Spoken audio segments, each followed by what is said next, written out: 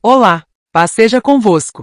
É uma grande satisfação estarmos juntos para aprofundar nossos estudos na disciplina de Teologia do Novo Testamento. O tema que abordaremos hoje é, sem dúvida, um dos mais centrais e revolucionários da mensagem de Jesus, o Reino de Deus. Este não é apenas mais um assunto teológico, mas a própria essência da Boa Nova anunciada pelo Cristo. Muitas vezes, a ideia de reino nos remete a conceitos de poder, território e estruturas políticas. No entanto, o reino de Deus, conforme apresentado por Jesus, transcende em muito essas compreensões. Ele não se trata de um domínio meramente geográfico ou de um sistema social que se impõe pela força. É, na verdade, a manifestação da soberania divina, do governo de Deus que irrompe na história humana, primeiramente na pessoa e nas ações de Jesus, para redimir, transformar e restaurar a criação. Nosso objetivo nesta aula é desvendar as complexas e ricas camadas deste conceito. Vamos explorar como Jesus anunciou o reino, não como algo distante e puramente futuro, mas como uma realidade que já se faz presente em sua obra. Analisaremos a tensão entre o já e o ainda não do reino, compreendendo que sua vinda é um processo que começou e que será consumado no fim dos tempos. Além disso, mergulharemos nas implicações éticas e práticas desse anúncio. O reino de Deus não é uma teoria abstrata, ele exige uma resposta radical, veremos como o arrependimento. A salvação e a transformação de vida são as exigências e também as dádivas desse reino. A mensagem de Jesus confronta as estruturas de poder, a religiosidade superficial e as noções humanas de justiça e recompensa, convidando-nos a uma nova forma de viver, baseada na misericórdia e no amor de Deus. Que esta jornada de estudo nos leve a uma compreensão mais profunda do propósito de Deus para a humanidade e nos desafie a viver de maneira que o reino, que já se manifesta entre nós, seja cada vez mais visível em nossas vidas e em nosso mundo. Que o nosso coração e a nossa mente estejam abertos para receber e acolher esta mensagem transformadora. A teologia do Novo Testamento nos convida a explorar a complexidade do reino de Deus, um dos conceitos mais importantes na mensagem de Jesus. Historicamente, essa ideia foi interpretada de várias maneiras. Pensadores como Agostinho e os reformadores viam o reino intimamente ligado à Igreja. Já outros, como Johannes Weiss e Albert Schweitzer, defendiam uma visão puramente escatológica, ou seja, que o reino era uma realidade exclusiva do futuro. No entanto, a compreensão que mais se alinha com a proposta de Jesus é a de que o reino de Deus já se manifesta no presente. Ele não é um conceito abstrato ou uma teoria, mas a manifestação ativa da soberania de Deus. Essa ideia se torna clara quando olhamos para as palavras de Jesus em Lucas 17:21. O reino de Deus está entre vós. A presença do reino, no entanto, não anula sua dimensão futura. Jesus também anunciou a consumação do reino, um evento que será marcado por sua volta. Em Mateus 24, versículo 29 a 30, ele diz: logo depois da tribulação daqueles dias, o sol escurecerá e a lua não dará sua luz. As estrelas cairão do céu, e os poderes celestes serão abalados. Então aparecerá no céu o sinal do Filho do Homem. Todos os povos da terra se lamentarão e verão o Filho do Homem vindo nas nuvens do céu com poder e grande glória. Essa tensão entre o já e o ainda não é central para entender o reino. Ele é, ao mesmo tempo, uma realidade presente que exige uma resposta pessoal e um evento futuro que trará a plena manifestação do governo de Deus. O arrependimento se torna, portanto, a condição para a entrada e a participação nesse reino, que nos chama a viver uma vida transformada. O anúncio do reino de Deus por Jesus se destaca pela sua originalidade e profundidade. É crucial entender que, embora o termo Reino dos Céus seja usado por Mateus como uma forma de respeito ao nome de Deus, a mensagem central é a mesma. Jesus é o próprio portador e anunciador do reino. Sua missão não era apenas falar de um reino futuro, mas demonstrar que o domínio de Deus já se fazia presente. Essa presença do reino se manifesta de forma tangível nos atos salvíficos de Jesus. Ele não apenas ensinava sobre a salvação, mas a tornava uma realidade viva através de suas curas, exorcismos e da forma como acolhia os marginalizados. A salvação de Deus, que se manifestava na história, encontrou sua expressão máxima na vida e na obra de Jesus. Ele é a prova de que o reino não é uma ideia abstrata, mas uma ação de Deus que busca ativamente a restauração e a redenção da humanidade. A dualidade entre a vinda futura e a vinda presente do reino é um dos pontos mais importantes da teologia de Jesus. Ele sabia que o reino seria plenamente consumado em um tempo futuro, mas convidava as pessoas a participarem dele agora, através da fé e do arrependimento. Assim, a mensagem do reino é um chamado urgente para uma decisão. É um convite para reconhecermos a soberania de Deus em nossas vidas e nos tornarmos agentes da sua vontade neste mundo. A teologia do Novo Testamento nos convida a considerar a vinda futura do reino de Deus, um tema profundamente enraizado na escatologia, ou seja, no estudo das últimas coisas. A linguagem usada nos textos bíblicos, como aquele dia, no dia do juízo, ou o dia de Javé, aponta para um evento final e definitivo. Este será o momento em que a glória de Deus se manifestará plenamente e a história humana atingirá sua consumação. A vinda futura do reino, que inclui a parousia, a volta de Jesus Cristo, não é apenas uma crença sobre o que irá acontecer. Ela é, na verdade, um chamado para o presente. A certeza desse futuro deve impactar nossa vida hoje, nos encorajando a viver de forma que o presente já reflita a realidade do reino. O reino de Deus é um futuro certo, mas que projeta seus princípios e suas verdades para o nosso agora. A vinda futura do reino é descrita em termos apocalípticos, como na parábola das 10 virgens em Mateus 25 versículo 1 a 13, que nos alerta sobre a necessidade de estarmos preparados para a chegada do noivo. Essa parábola nos lembra que, embora o noivo tenha demorado, ele irá voltar, e a atitude correta não é de ansiedade, mas de vigilância e preparação. Essa dimensão futura do reino também é apresentada em textos como 2 Pedro 3.10, que diz: "Mas o dia do Senhor virá como um ladrão. Os céus desaparecerão com um estrondo. Os elementos se desfarão pelo fogo, e a terra, e tudo o que nela há, serão expostos." A vinda do reino é uma realidade certa e inevitável, e o nosso papel é viver de forma que o presente já reflita a realidade do reino, agindo com amor e justiça, e esperando com fé a sua plena manifestação. A vinda do reino de Deus não é um evento exclusivo do futuro, ela é também uma realidade presente, manifestada de forma poderosa na missão de Jesus. Ele não apenas falou sobre o reino, mas o tornou tangível. Os textos bíblicos nos mostram isso de diversas formas: os sinais da graça, como a pregação do evangelho aos pobres, a realização de milagres e curas, e a própria presença de Jesus. O reino se manifesta de certa forma de maneira escondida, como a semente que é lançada e cresce por si só. Jesus é o portador dessa graça e a manifestação do domínio de Deus entre nós. Ele antecipou o reino, tornando-o acessível agora. O povo de Deus, desde o tempo de João Batista, é convidado a participar ativamente desse reino, que se estabelece não pela força, mas pela ação de Deus no mundo. Em Lucas 11.20 Jesus declara: "Mas se é pelo dedo de Deus que eu expulso os demônios, então chegou a vocês o reino de Deus." Essa afirmação revela que nos atos de Jesus, o reino já se fazia presente. As curas e milagres não eram apenas demonstrações de poder, mas sinais da inauguração do domínio divino. A parábola do semeador, em Marcos 4 versículo 26 a 29, ilustra a natureza do reino que, como uma semente, cresce de forma misteriosa e progressiva, mostrando que a sua manifestação não é forçada, mas resultado da ação de Deus na história. A partir do ministério de João Batista, a proclamação do reino se torna urgente, exigindo uma resposta imediata. Mateus 11.12 nos diz: "Desde os dias de João Batista até agora, o reino dos céus tem sido alvo de violência, e homens violentos se apoderam dele." Essa passagem sugere que a participação no reino exige um esforço ativo e uma decisão firme. O reino de Deus se torna acessível a todos que o buscam com fé e arrependimento, independentemente de seu status social ou religioso. A mensagem é clara: o reino já está entre nós, e a nossa resposta a ele definirá a nossa eternidade.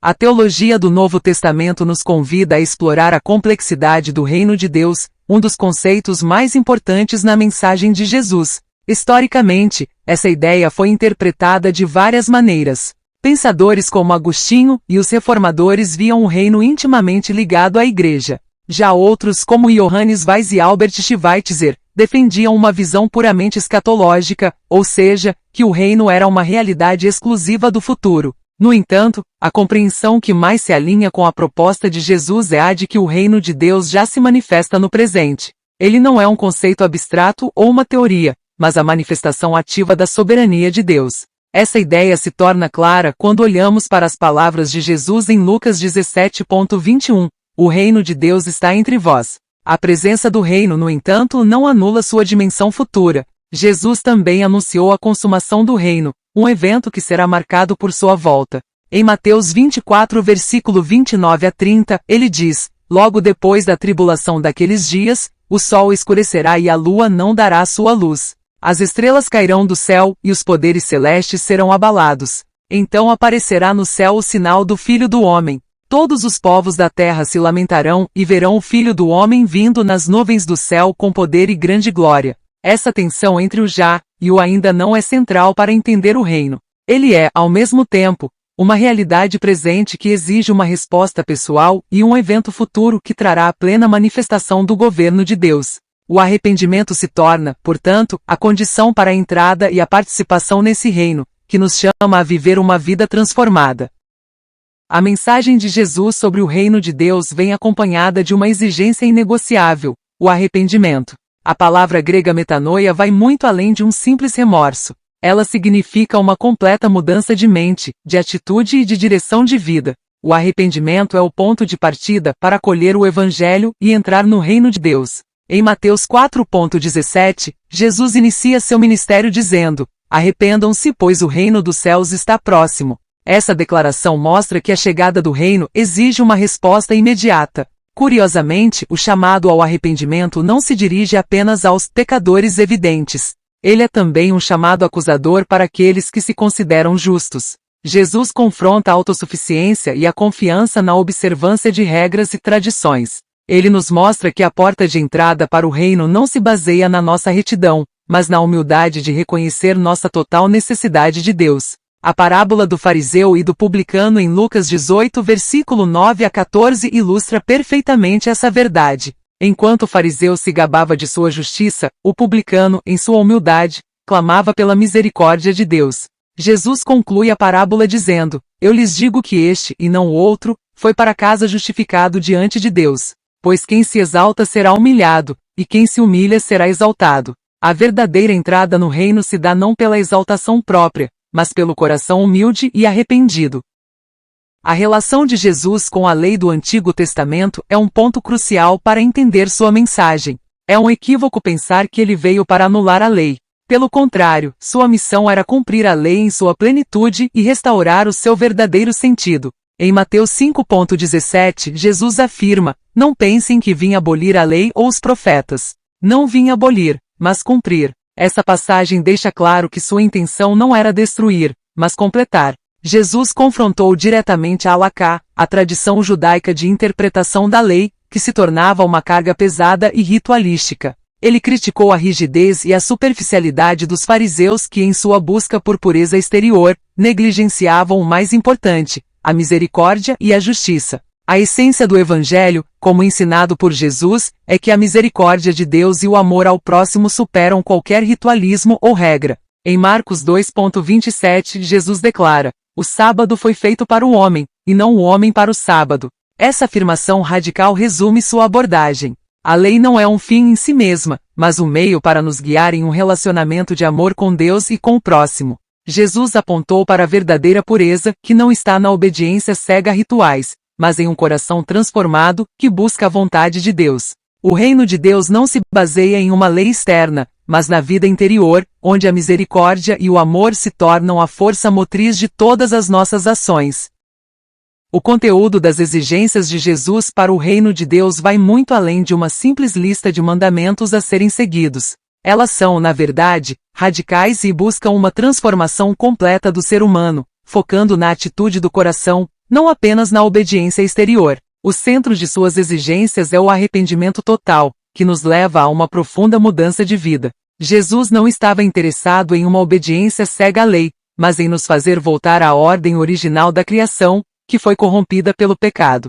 Um exemplo claro disso é a forma como Jesus aborda o divórcio. Em vez de se focar em uma interpretação legalista, como era o costume da época, ele remete os ouvintes ao plano original de Deus para o casamento. Em Mateus 19,6, assim, eles já não são dois, mas uma só carne. Portanto, o que Deus uniu, ninguém separe. Jesus busca restaurar a relação do ser humano com Deus e com o próximo, apontando para a necessidade de viver uma nova ética, dinâmica e voltada para o futuro. Essa nova ética se baseia na misericórdia e no amor de Deus. Ela nos chama a viver de uma forma que reflita o caráter de Deus, que se manifesta na pessoa de Jesus. O reino de Deus não é um conjunto de regras, mas um novo modo de viver, onde a graça de Deus é a nossa única motivação. A nossa obediência é uma resposta ao amor de Deus, e não uma busca por merecimento ou recompensa. As exigências de Jesus são um convite para participarmos de uma nova realidade, onde a vontade de Deus é a nossa maior prioridade. A forma como as exigências de Jesus se relaciona com a sociedade sempre foi um ponto de debate, gerando diversas interpretações ao longo da história. No tempo de Jesus, alguns, chamados de entusiastas, defendiam uma aplicação literal de seus mandamentos. Com o passar do tempo, a concepção católica tradicional interpretou a ética de Jesus como um conjunto de regras a serem seguidas para alcançar a salvação. Já a Reforma Luterana, em oposição, acreditava que as exigências de Jesus eram um novo mandamento baseado na graça, e não na lei. O protestantismo liberal argumentava que a ética de Jesus era uma ética de intenção, ou seja, o que importava era a motivação do coração, e não a ação em si. Por fim, a teoria de ínterim de Albert Schweitzer sugere que os mandamentos de Jesus foram dados para um período de transição, com a expectativa de um novo mundo que estava para chegar. No entanto, a mensagem central de Jesus é que sua ética é radical, transformadora e que transcende as normas sociais e religiosas. Jesus nos chama a um padrão de vida que não se limita a seguir um conjunto de regras, mas que transforma o nosso coração e a nossa mente. Em Mateus 5,48, ele nos exorta: portanto, sede perfeitos como perfeito é o vosso Pai Celeste. Essa perfeição não se refere à ausência de erros, mas à completa devoção a Deus. A ética de Jesus é um chamado para vivermos de forma que a nossa vida reflita o caráter de Deus, amando o nosso próximo e buscando a justiça em todas as nossas ações. Ela nos desafia a olhar além das regras e a viver uma vida que seja um reflexo do reino de Deus em nosso mundo. A teologia do Novo Testamento nos mostra que o arrependimento é mais do que uma condição para entrar no reino de Deus, ele é uma dádiva divina. A salvação não se fundamenta em nossos esforços, mas na graça de Deus. O arrependimento, na verdade, é uma resposta à iniciativa de Deus, que nos convida a voltar para Ele. As parábolas de Lucas 15, por exemplo, ilustram essa verdade de forma inesquecível. Na parábola da ovelha perdida, o pastor busca a ovelha que se desviou. Na parábola da dracma perdida, a mulher procura a moeda que caiu. E na parábola do filho pródigo, o pai corre para abraçar o filho que retorna, demonstrando que o amor de Deus nos alcança mesmo em nosso pior estado. O perdão e a comunhão com Deus, simbolizados pela mesa, não são prêmios para os merecedores, mas um convite gratuito para os que reconhecem sua necessidade. A salvação de Deus nos liberta da busca por recompensa e da autossuficiência, nos entregando à misericórdia de Deus. Em Romanos 5,8, o apóstolo Paulo afirma: mas Deus demonstra seu amor por nós pelo fato de Cristo ter morrido em nosso favor quando ainda éramos pecadores. Essa passagem nos lembra que a graça de Deus precede nosso arrependimento, tornando-o possível. É uma verdade que nos humilha e nos enche de gratidão, pois nos mostra que a porta do reino está sempre aberta para aqueles que se voltam para Ele. A mensagem de Jesus se dirige a todos, mas de forma especial aos pecadores. A palavra grega martolos se refere àqueles que erram e se afastam da vontade de Deus. O que choca a sociedade religiosa da época é a forma como Jesus se aproxima dessas pessoas. Ele não apenas lhes fala, mas se senta com elas, come à mesa e as convida para a comunhão. A tradição farisaica, com sua rigidez, considerava publicanos e prostitutas como impuros, a serem evitados. No entanto, Jesus, o amigo dos publicanos e pecadores, demonstra que sua missão é buscar e salvar aqueles que se perderam. Em Mateus 9,12, Jesus declara: não são os que têm saúde que precisam de médico, mas sim os doentes. Essa afirmação resume a essência de sua missão. Ele veio para os que reconhecem sua necessidade de Deus, e não para aqueles que se consideram justos e autossuficientes. A salvação, portanto, não é um privilégio exclusivo dos justos, mas uma oferta de graça para todos que, em humildade, reconhecem seu estado de pecado. A mesa de Jesus é um convite para o banquete do reino, onde não há espaço para o orgulho, mas onde o perdão e a graça são oferecidos livremente. A mensagem de Jesus nos convida a abandonar nossa autossuficiência e a nos entregarmos à misericórdia de Deus, sabendo que Ele está sempre disposto a nos acolher de braços abertos.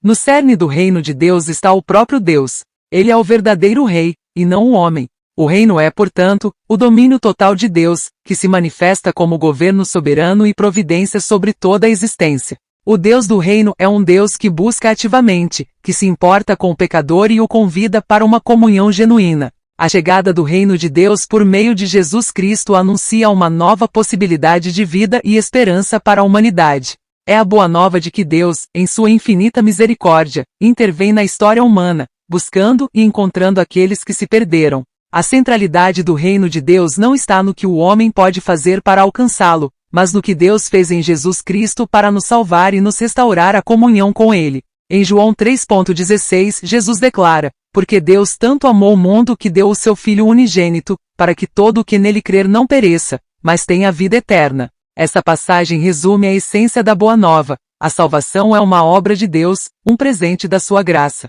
O reino de Deus nos liberta da busca por mérito e nos convida a viver em total dependência de Deus. Ele não nos chama a construir um reino humano, mas a nos submeter ao seu governo, que é um governo de amor, paz e justiça. A nossa resposta ao reino é de fé e arrependimento, que nos levam a uma vida de gratidão e serviço a Deus. Que possamos reconhecer que o reino de Deus já está entre nós, e que a nossa missão é ser um reflexo da sua luz neste mundo. A mensagem sobre o reino de Deus, embora centrada no amor e na misericórdia, também inclui o conceito de juízo. Este é um aspecto fundamental para entendermos a soberania divina. O juízo de Deus não é uma punição arbitrária, mas a consequência natural da rejeição consciente de seu dom de salvação e do convite ao arrependimento. Aqueles que teimam em não aceitar a graça divina se submetem ao juízo do reino. O julgamento é especialmente severo para aqueles que, como os fariseus do tempo de Jesus, não apenas se recusam a entrar no reino, mas também tentam impedir a entrada de outros. Em Mateus 23,13, Jesus condena: ai de vocês, mestres da lei e fariseus, hipócritas! Vocês fecham o reino dos céus diante dos homens. Vocês mesmos não entram, nem deixam que entrem os que estão prestes a fazê-lo. Essa declaração mostra que o juízo de Deus é a manifestação da sua justiça sobre a rebelião e a hipocrisia humana. O juízo serve como um alerta para a seriedade de nossa decisão diante do chamado de Jesus. Não podemos ser indiferentes ao Evangelho. O reino de Deus nos convida a uma escolha radical: aceitar a graça e o perdão, ou enfrentar a consequência de nossa rejeição. O Deus do reino é, ao mesmo tempo, um Pai amoroso que nos acolhe e um juiz justo que retribui a cada um de acordo com as suas obras. Que possamos então responder com humildade e fé a esta mensagem.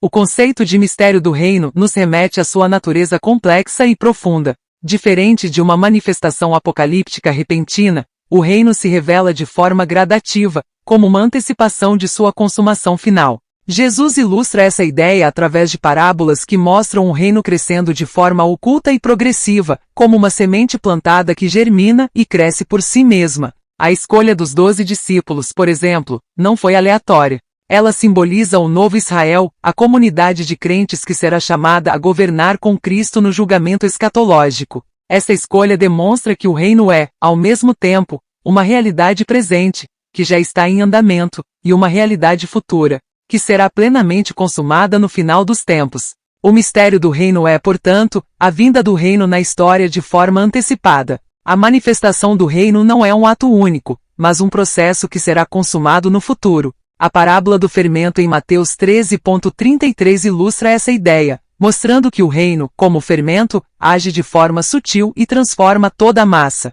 A nossa missão é ser esse fermento no mundo, agindo como agentes do reino de Deus e levando a sua mensagem de esperança e transformação a todos.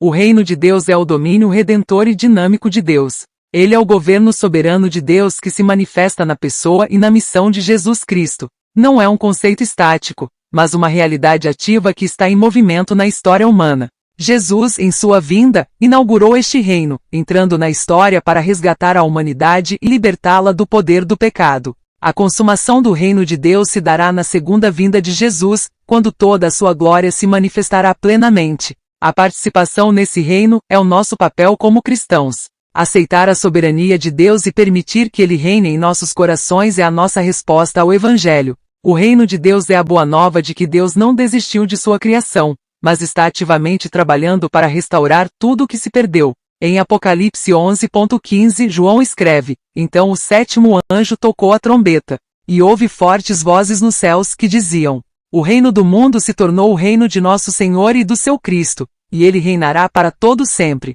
Essa visão nos dá a certeza da vitória final de Cristo e da consumação de seu reino. A mensagem do reino de Deus nos convida a viver uma vida que já reflete a realidade do que há de vir. Ela nos encoraja a sermos agentes de transformação, levando a mensagem do reino a todos que precisam, e a vivermos de tal forma que a nossa vida seja um testemunho do amor e da misericórdia de Deus. Que o nosso viver glorifique o nome de Deus e que o mundo possa ver em nós a manifestação do seu reino. Chegamos ao fim da nossa jornada de estudo sobre o reino de Deus, e espero que esta aula tenha iluminado a mente e o coração de cada um. O reino de Deus, como vimos, não é um tema fácil, mas é, sem dúvida, o mais importante de toda a mensagem de Jesus. Ele não se trata de um domínio terrestre ou de uma utopia social que podemos construir com nossas próprias forças. O reino de Deus é a manifestação da soberania divina, do governo de Deus que irrompe na história por meio de Jesus Cristo. Ele é, ao mesmo tempo, uma realidade que já está presente em nossa vida e uma promessa de que um dia Deus reinará plenamente. Como cristãos, somos chamados a viver na tensão entre o já e o ainda não. O já nos dá a certeza da salvação, da graça e do perdão, mas o ainda não nos lembra que ainda vivemos em um mundo imperfeito, corrompido pelo pecado. E é exatamente nessa tensão que nossa fé se fortalece. A ética de Jesus nos convida a uma nova maneira de viver, baseada na misericórdia, no amor e no arrependimento. Ele nos desafia a abandonar nossa autossuficiência e a confiar em Deus, que é o único que pode nos transformar. A salvação, como vimos, é uma dádiva de Deus para todos os que a aceitam, especialmente para os pecadores. O Deus do reino é um Deus que busca, que se importa e que nos convida a ter uma comunhão íntima com Ele. O mistério do reino é a certeza de que Deus está em controle da história, e que no final, toda a sua glória se manifestará. Que esta verdade nos inspire a viver de forma que o reino de Deus seja cada vez mais visível em nossas vidas, em nossa família, em nossa igreja e em nosso trabalho. Que possamos ser agentes de transformação, levando a mensagem do reino de Deus a todos os que precisam. Que o nosso coração seja o primeiro lugar onde o reino de Deus se manifeste. Oremos. Amado e gracioso Deus, Pai, em nome do Teu Filho Jesus Cristo, nós te agradecemos por esta oportunidade de estudar a Tua Palavra e de nos aprofundar na compreensão do reino de Deus. Pedimos que o Espírito Santo ilumine a nossa mente e o nosso coração para que possamos não apenas entender este conceito, mas, de fato, vivê-lo em nosso dia a dia. Ajuda-nos, Senhor, a abandonar toda a autossuficiência e a confiar plenamente na Tua graça e misericórdia. Que o Teu reino se manifeste em nossa vida. Que a Tua vontade seja feita em nós, assim como é feita nos céus. Que o Teu nome seja santificado e que o Teu amor incondicional seja a base de todas as nossas ações. Capacita-nos, Pai, a sermos instrumentos da Tua paz e da Tua justiça. Ajuda-nos a amar o nosso próximo como a nós mesmos. Que o nosso viver glorifique o Teu nome e que o mundo possa ver em nós a manifestação do Teu reino. Oramos por cada um que participou desta aula, para que esta semente plantada em seus corações germine e produza frutos abundantes para a glória do Teu nome. Em nome de Jesus Cristo. Amém.